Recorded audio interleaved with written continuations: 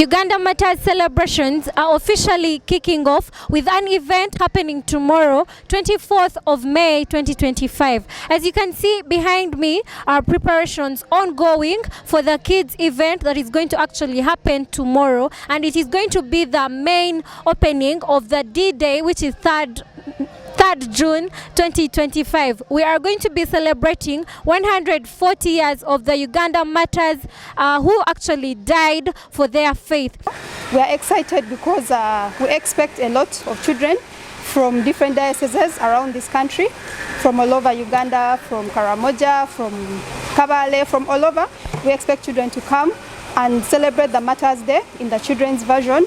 They'll come and be told the different stories about the martyrs. So we are excited, and we are excited to welcome children from the different sides of this country so that we can know more about the martyrs and strengthen the faith of the children as they grow, and learn more about the faith of the martyrs so that they can also have faith in God as they grow up.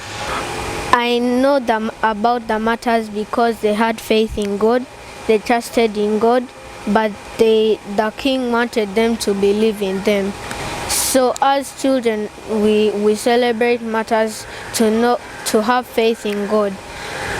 To have faith is to trust in Him, to be trustworthy.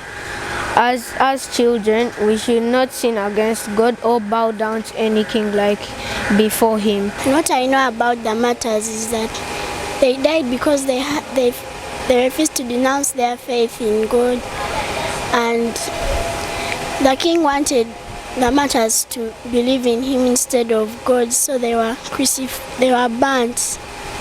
The martyrs had faith in God and they believed in God.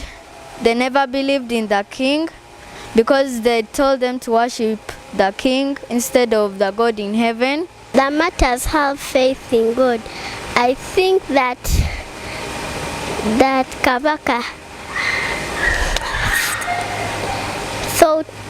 found out that the martyrs praise in God and then asked to kill them.